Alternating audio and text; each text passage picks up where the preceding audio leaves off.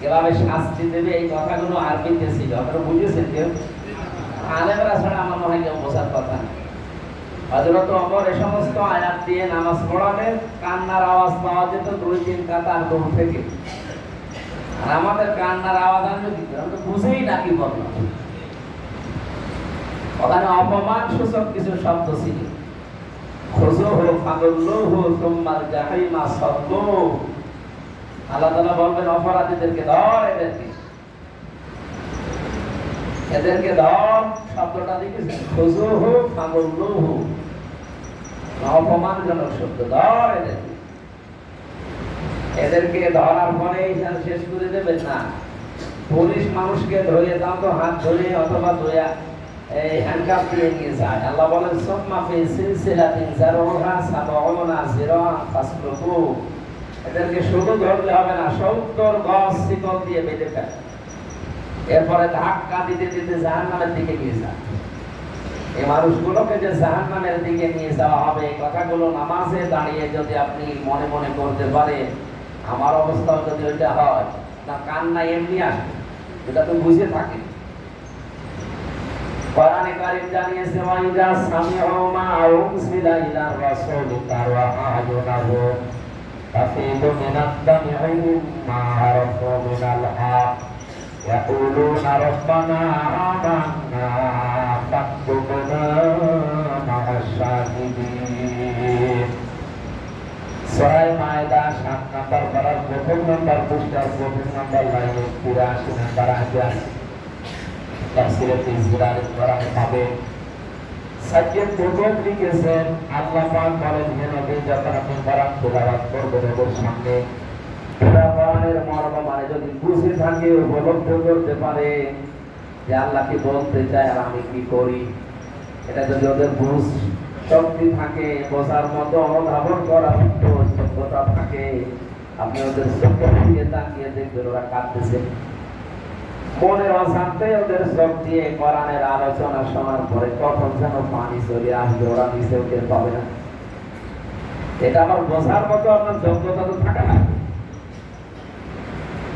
এই জন্য নামাজের ভেতরে যে একটা মজা আছে, আলাদা একটা শান্তি পাওয়া যায়, তা নিরিবিলি জীবন থাকলে পাওয়া যায়। এই জন্য রমজানের শেষ 10 দিন নবীজি সারা জীবন ইতিকাফ করে আল্লাহর জন্য এই সময়টা নির্ধারিত করে দিয়েছে। আর আমরা তো 3 বছর ইতিকাফে কাটালাম। এক ঘরের ভেতরে আমি ফাঁসির কন্ডেম ছেড়ে একটা রুমের ভেতরে 3 বছর একাধারে ছিলাম। এদিকে 2.5 হাত, এদিকে 3.5 হাত, 24 ঘন্টা তালা লাগানো থাকে। ওটা একটা মিনি কবর, না, একটু বড় কবর, কবরের মতো। মানে আমরা কোনো যোগাযোগ নেই, আমি ছিলাম যোগাযোগ বিচ্ছিন্ন। পরিবার সহ প্রত্যেকের সাথে আমরা যোগাযোগ বিচ্ছিন্ন করে 3টা বছর এই যে ঘরের ভেতরে কাটালাম। কবর ছিলাম, কবরের ভেতরে থাকলে যেমন মনে হতো ওইরকমই আছে। ওই সময় যেহেতু মনা এবং দুনিয়ার চিন্তা ভাবনা সব কিছু থেকে মুক্ত ছিলাম। এ সময় নামাজে আমি যেহেতু কোরআনের অর্থগুলো অধিকাংশই বুঝি, নামাজের ভেতরে তেলাওয়াতকৃত আয়াতগুলো এবং সেজদায় যদি মন থেকে বাংলায়ও কিছু বলতাম, এমনিতেই কান্না চলে আসে। আপনাকে আহ্বান জানাচ্ছি, যদি মজা পেতে চান সেজদায়, আমরা দুনিয়াতে মনে করি স্বামী স্ত্রীর ব্যবহারে মজা আছে, না নেই? আরে ভাই, বিয়ে যারা করেছেন তারা তো বলতে পারে স্ত্রীর ব্যবহারে মজা আছে না? এর চাইতে 100 ভাগ বেশি মজা পাওয়া যাবে যদি আপনি নামাজের সেজদায় বেশি সময় কাটাতে পারেন। কথাগুলো আল্লাহর মাধ্যমে বলি, আপনি নামাজের সেজদায় একটু লম্বা করে দিয়ে রাখেন। জেলখানার ভেতরে যারা আলেম আছে অধিকাংশ গুলো, আমি মাওলানা মামুনুল হককে দেখেছি 2.5 ঘন্টা 3 ঘন্টা নামাজে দাঁড়িয়ে 2 পারা 2.5 পারা তেলাওয়াত করতেন। হাফেজ তো আমি, আমার পা লেগেছি তো, অথচ 1-1.5 পারা 2 পারা পড়তে আছে। তার আমি পড়তাম 3 বছর একাধারে ওনার সাথে, যেহেতু আমার সেজদা দিতাম 45 মিনিট 50 মিনিট 1 ঘন্টায় এক সেজদায় কেটে যেত। মনে হতো না যে আসলে দুনিয়ায় আছি কিনা। বাংলায় কথাগুলো আমরা মনের কথাগুলো সব আল্লাহকে বলতে পারতাম।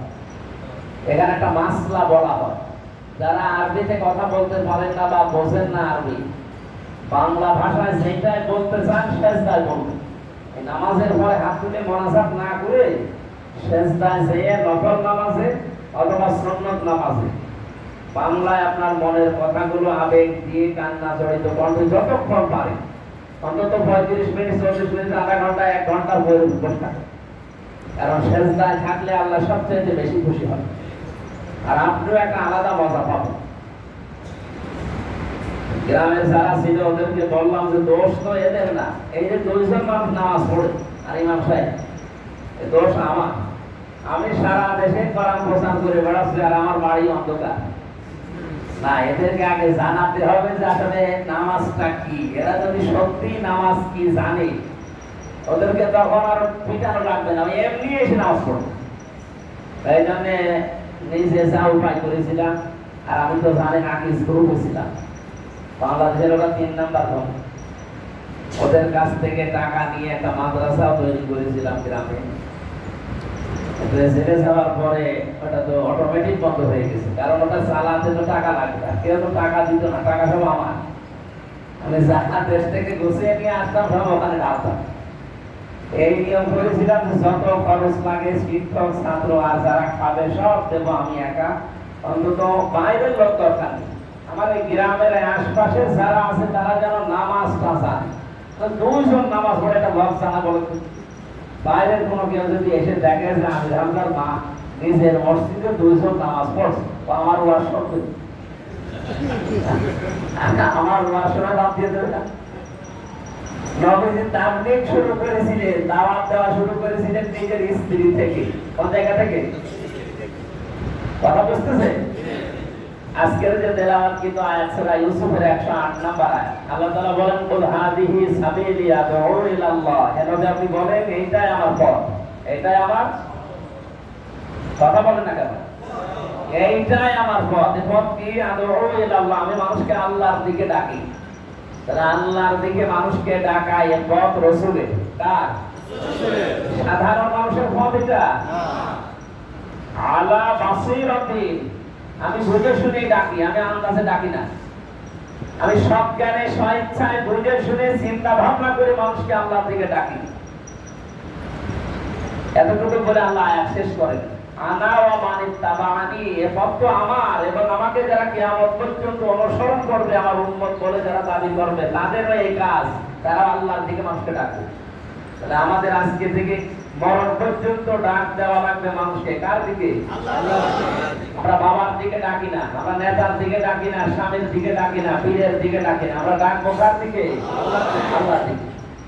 ওয়া আহসানু কাওলাম মিম্মান দাআ ইলাল্লাহ ওয়া আমিলা সালিহা ওয়া ক্বালা ইন্নানি মিনাল মুসলিমিন। সূরা আমিন সেজদার 33 নম্বর আয়াত। আল্লাহ তাআলা বলেন ওয়া আহসান, ইসমে তাফসীর, সুপারলেটিভ ডিগ্রি এটা, এর উপরে আর কোনো শব্দ আরবিতে নেই। ওয়া আহসান, সবচাইতে ভালো কথা ওই লোকটা বলে আল্লাহর দৃষ্টিতে, কার দৃষ্টিতে?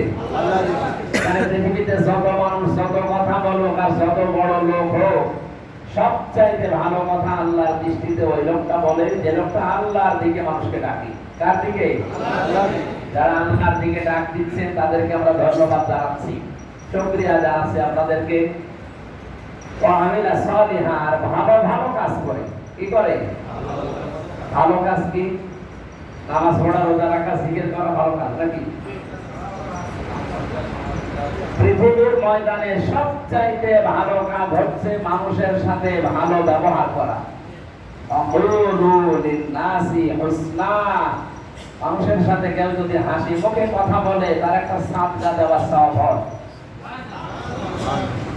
সাদকাকে মুরগি ডিম দিয়ে হয়, এই লোক গ্রামে যা করে, ছাগল, একটা ছাগল দেওয়া লাগে সর্বনিম্ন সাদকা দিতে। কি লাগে? ছাগলের দাম কত? কমপক্ষে 15,000 না হলে ভালো ছাগল হবে? 15,000 টাকা দান করলে, সাদকা করলে যে সওয়াব হইতো, এই হাফিজের সাথে মুখ খুলে মন দিয়ে হাসি মুখে কথা বললে ওইরকম সওয়াব। আর কিছু মানুষের মুখ আছে পেশার মতো, মুখ গোমরা করে থাকে। কি হয়েছে? এখানে আমি আরেকটা মাসলা বলছি, দুনিয়ার কোন বিষয় নিয়ে কেউ যদি 3 দিনের ঊর্ধ্বে কথা বন্ধ করে মারা যায়, আপনার কোন আমল আর কবুল হবে না, আপনি বেঈমান হয়ে মরবেন। মাসলাটা আমি আবার বলছি, দুনিয়ার কোনো বিষয় নিয়ে আখিরাতের সাথে রিলেটেড সম্পর্কিত ওটা আলাদা। আপনি কোরআন বিরোধী, আপনার সাথে আমার শত্রুতা আছে কোরআনের কারণে। কিসের কারণে? আপনি আল্লাহর কথা মানতে চান না, আপনার সাথে শত্রুতা আছে আমার আল্লাহর কারণে, আমার নিজের ব্যক্তিগত কারণে। হ্যাঁ, ব্যক্তিগত কোনো বিষয় নিয়ে, দুনিয়ার কোনো বিষয়, এগুলো নিয়ে যদি কারোর সাথে ঝগড়া হয়, মনোমালিন্য হয়, আর এই অবস্থায় যদি আপনি 3 দিন অতিবাহিত করে ফেলেন, কথাবার্তা বন্ধ করে মারা যান, আপনি বেঈমান হয়ে মরবেন। এখানে অনেক আল্লাহর ওলি বসে আছে, 3 দিন না, ও মুরগিতে ধান খেয়েছে এই নিয়ে গন্ডগোল 3 বছর কথা বলে। এরকম আর এখানে নেই। কথা বন্ধ হয়ে আছে 3 বছর না, 30 বছর কথা বন্ধ, দেখা হলে সালামও দেয় না। একটু হাত বলেন তো, এরকম মানুষ আছেন কিনা? 3 দিনের ঊর্ধ্বে কথা বন্ধ করে আছে, এরকম মানুষ আছে এখানে? আপনার কি সমস্যা কি?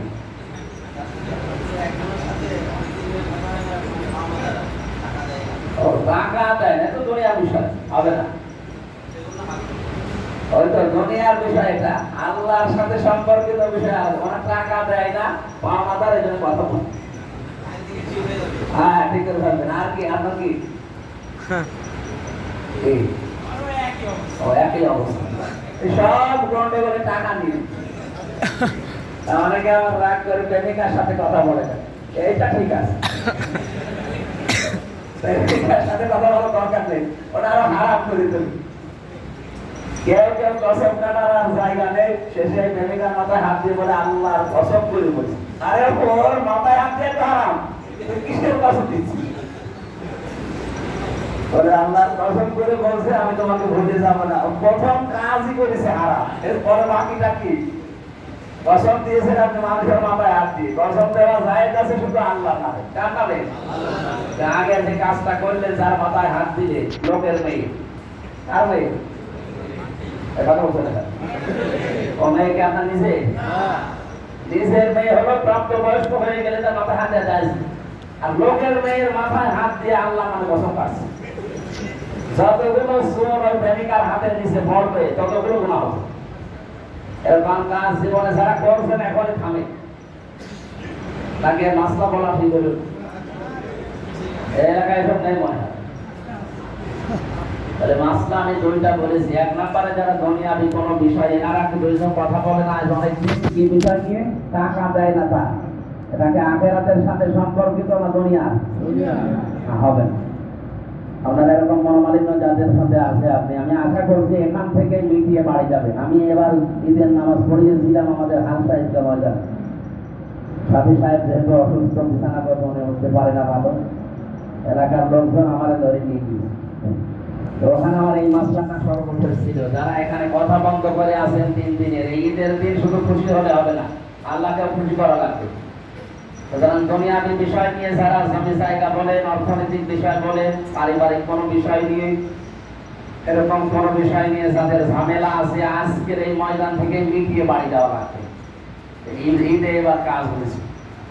30 বছর কথা বলে না শুনলাম, তারা অন্তত বুকে বুক মিলিয়ে সালাম দিয়ে মিটিয়ে ফেলেছে। আলহামদুলিল্লাহ। তাহলে আমার আয়াতের কথা ছিল, আমরা ভালো ভালো কাজ বলতে শুধু নামাজ পড়া জিকির করাই না। ভালো কাজের ভেতরে অন্যতম হচ্ছে মানুষের সাথে এই যে মুআমালাত, মুআশারাত, লেনদেন, কথাবার্তা, এটা যে ভালো কাজ আমরা অনেকে জানি না। এজন্য দুনিয়ার বিষয় মনে করে এটা এগিয়ে চলে যায়। এটা কি দুনিয়ার বিষয়?